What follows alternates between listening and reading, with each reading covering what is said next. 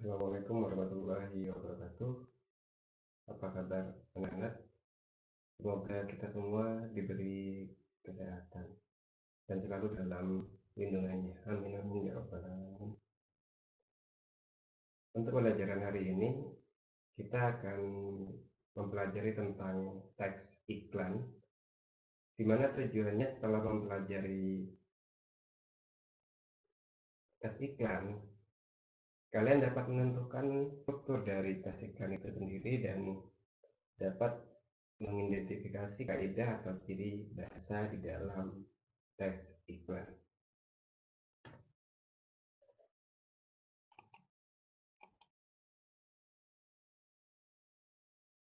Untuk pengertiannya, teks iklan adalah media komunikasi efektif yang dapat dipergunakan untuk menyampaikan sebuah informasi kepada pembaca yang menjadi target iklan dengan cara mempengaruhi, mempromosikan, mengingat, serta membujuk pembaca agar mengikuti yang diinginkan pemasang iklan tersebut, serta cara menyebarluaskan sebuah produk, barang, dan jasa kepada konsumen dalam ruang lingkup yang luas. Teks iklan juga sangat efektif untuk digunakan oleh produsen dalam menawarkan barang maupun jasa yang sedang diproduksi. Barang dan jasa tersebut ditujukan untuk masyarakat umum. Sedangkan pengertian teks iklan itu sendiri menurut Kemendikbud RI, iklan adalah teks persuasif yang memadukan unsur gambar dengan kata-kata, unsur gerak dan suara, yang tujuannya sebagai pemberitahuan kepada khalayak mengenai suatu barang dan jasa agar tertarik pada barang dan jasa yang ditawarkan. Itu dua pengertian dari teks iklan itu sendiri. Bisa kalian pahami itu yang baik yang mana, silakan digunakan untuk menjawab pertanyaan-pertanyaan andai kata ada pertanyaan tentang pengertian dari teks iklan.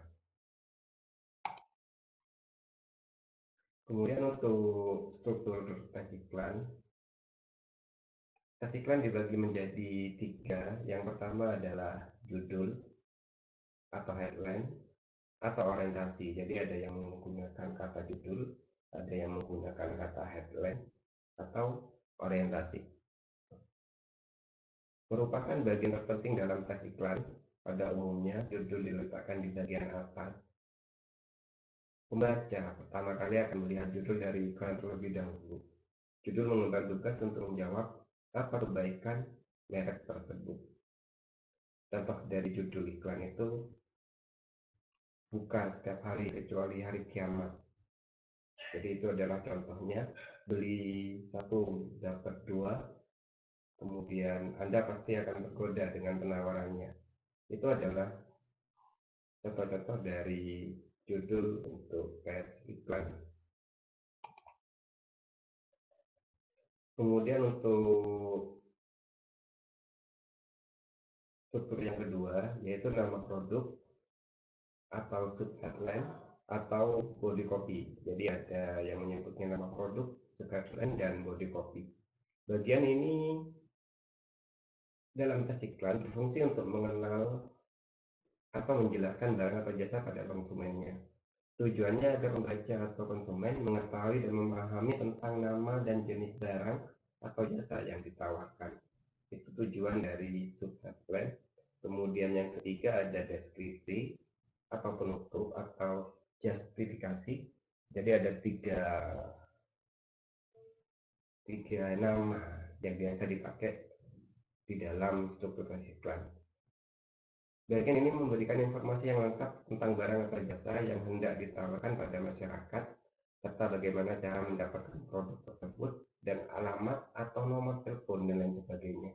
Jadi di dalam deskripsi ini berisi tentang informasi lengkap bagaimana cara mendapatkan barang tersebut. Bisa diberikan alamat atau nomor telepon yang ada di dalam iklan-iklan itu sendiri.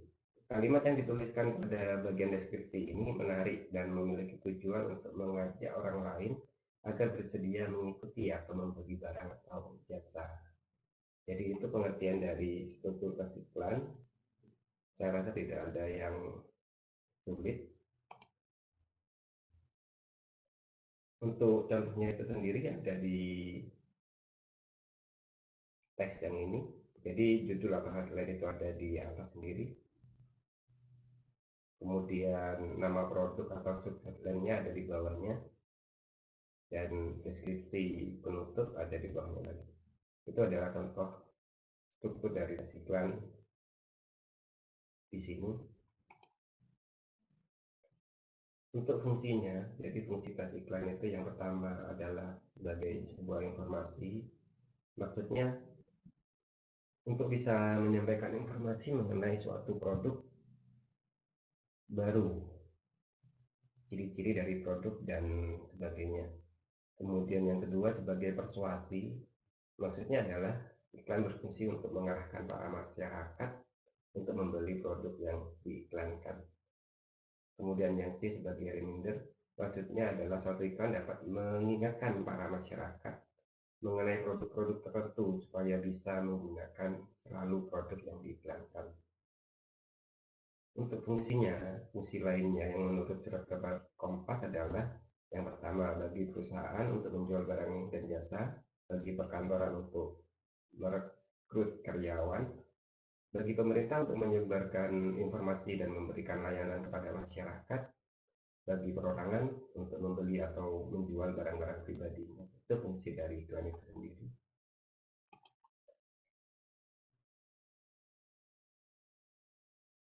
Kemudian kaidah kebahasaan pada tes iklan.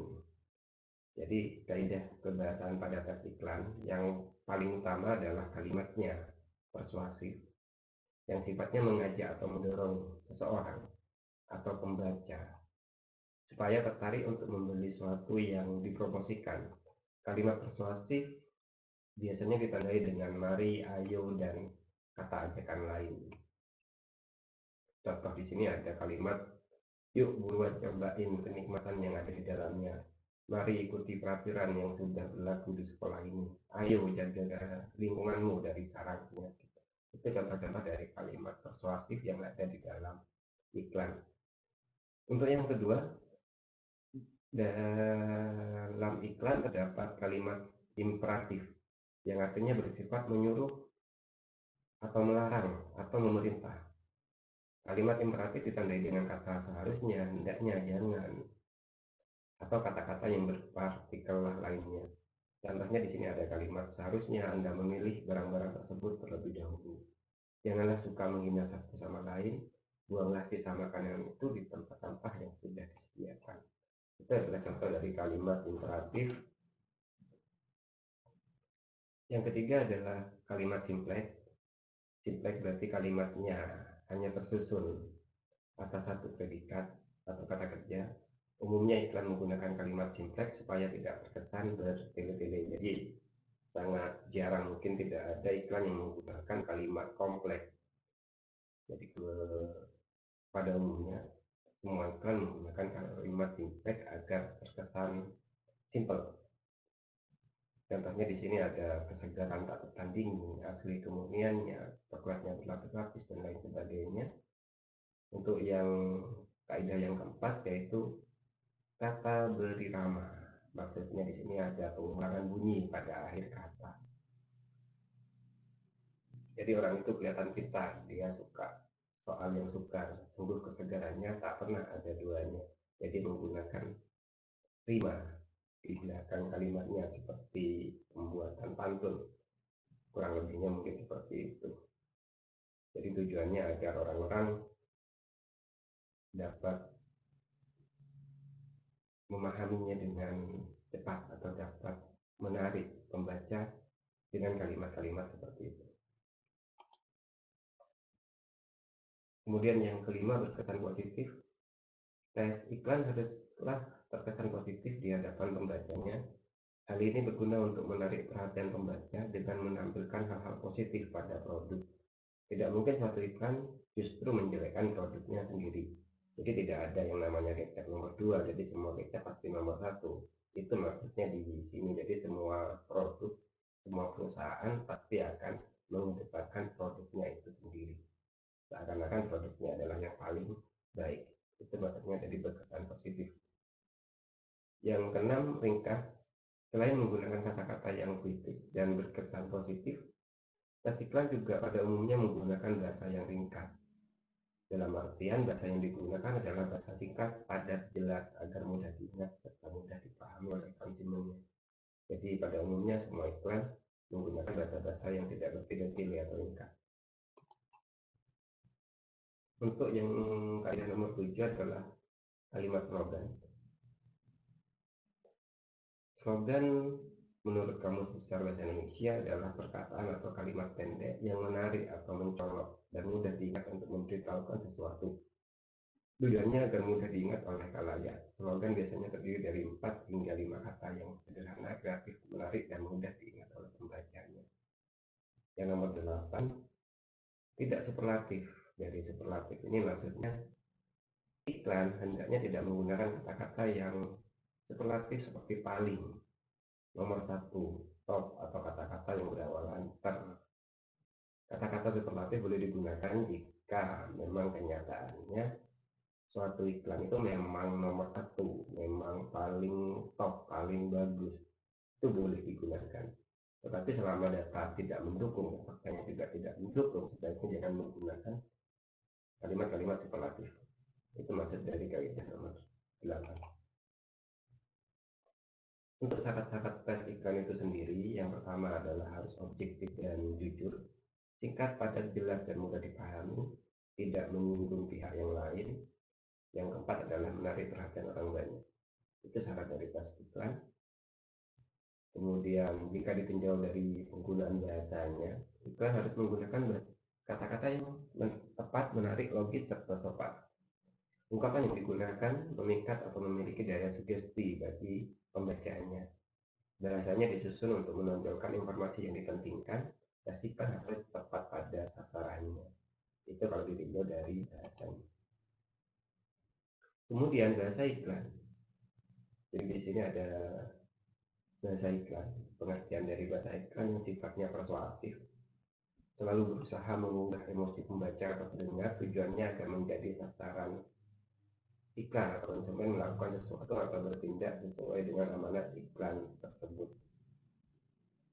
Oleh karena itu, dalam bahasa iklan, kata-kata yang digunakan dalam bentuk rayuan, anjuran, ajakan yang dapat menimbulkan rasa penasaran. Terkadang bahasa iklan yang digunakan tidak bernalar.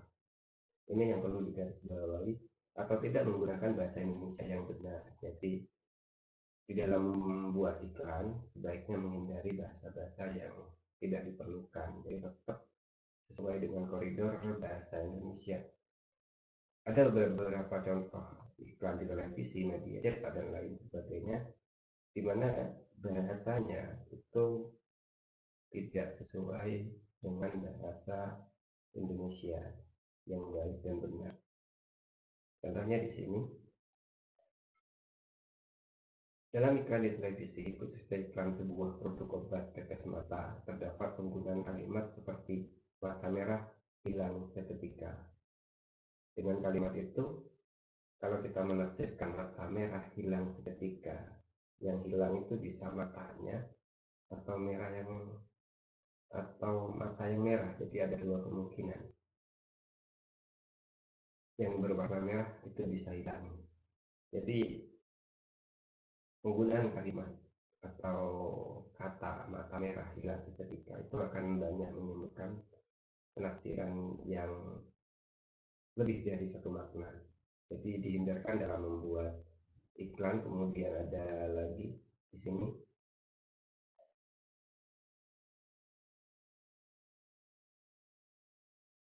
saya anak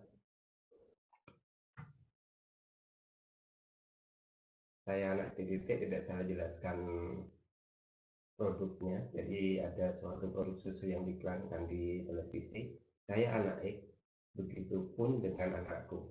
Kalimat tersebut tidak bernalar karena tidak mungkin yang namanya susu mempunyai anak. Jadi tidak mungkin sebuah produk susu itu mempunyai anak. Jadi saya anak X, begitupun dengan anakku. Jadi tidak mungkin. Jadi kalimat itu tidak bisa diterima dengan akal sehat. Itu maksudnya dari bahasa iklan. Jadi gunakanlah bahasa iklan yang tidak ambigu atau satu makna. Jadi hindari kalimat-kalimat yang membuat pembacanya dapat menafsirkan lebih dari satu makna. Itu yang dimaksud dengan bahasa iklan di sini. Kemudian untuk jenis-jenis tes iklan berdasarkan isinya, ada yang pertama adalah iklan pengumuman atau informasi, yaitu iklan dengan tujuan memberitahukan pada masyarakat tentang hal penting seperti kelahiran, ulang tahun, dan lain sebagainya. Atau lowongan pekerjaan mungkin bisa masuk ke sini. Kemudian yang kedua iklan undangan, yaitu iklan ajakan untuk mengikuti acara tertentu seperti pernikahan, seminar, dan lain sebagainya. Kemudian iklan layanan masyarakat, yaitu iklan yang menjelaskan kepada masyarakat tentang program pemerintah ataupun swasta. Kemudian iklan permintaan, contohnya iklan lowongan pekerjaan, iklan penawaran, yaitu iklan yang berisi promosi produk barang atau jasa. Dan yang keenam adalah iklan artikel, yaitu uraian iklan panjang tentang satu hal seperti kelebihan dan keunggulan produk atau jasa. Itu jenis-jenis tes iklan berdasarkan isi. Untuk jenis-jenis iklan berdasarkan medianya pasti ada dua. Yang pertama adalah iklan cetak. Jadi iklan jenis ini pembuatannya dilakukan dengan menggunakan teknik. Jadi misalnya seharusnya menggunakan teknik cetak serta penempatan iklan ini dilakukan di media cetak. Contoh iklan cetak yang ada pada suatu berita, koran, spanduk, poster, majalah, dan lain sebagainya. Kemudian yang kedua adalah iklan elektronik. Iklan ini adalah iklan jenis iklan yang penayangannya dilakukan di perangkat elektronik seperti televisi, radio, ponsel, dan lain sebagainya. Itu media iklan. Kemudian untuk contoh iklan, jadi contoh iklan saya sertakan di slide-slide yang selanjutnya. Jadi di sini banyak contoh iklan. Kalian bisa mendownload materi ini nanti setelah pembelajaran berakhir. Jadi kalian bisa download contohnya dan bisa mempelajarinya.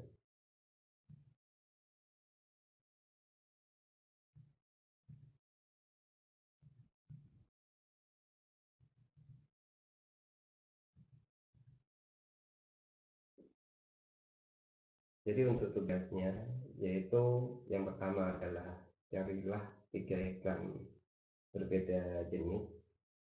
Jadi bisa iklan informasi, iklan penawaran, penjualan, dan lain sebagainya. Kemudian analisis fitur dan tulislah pesan yang ingin disampaikan pembuat iklan kepada pembacanya. Contohnya seperti ini. Jadi saya mencoba untuk menganalisis iklan semen 3 roda berdasarkan struktur teks, orientasi, tubuh iklan, dan justifikasi. Teksnya saya tuliskan lagi di sini, yang mana yang masuk orientasi, yang mana yang masuk ke tubuh iklan. Kemudian saya membuat pesannya. Jadi pesannya ketika kita memperhatikan dari tes iklan semen 3 roda ini adalah agar pembaca percaya bahwasannya dengan memakai semen 3 roda membuat bangunan itu lebih kokoh. Jadi tugas kalian adalah mencari 3 tes iklan berbeda jenis, kemudian analisislah seperti ini. Boleh dikerjakan di buku tugas atau diketik. Jangan lupa beri nama dan relatif ke kanan atas. Kumpulkan ke masing-masing guru pengajarnya. Itu tugas kalian untuk minggu ini. Dan selanjutnya kalian bisa mendownload materinya di alamat yang sudah saya sediakan. Kemudian kalau kalian membutuhkan contoh tes iklan lainnya, bisa kalian mencoba ke alamat yang sudah saya sertakan di sini.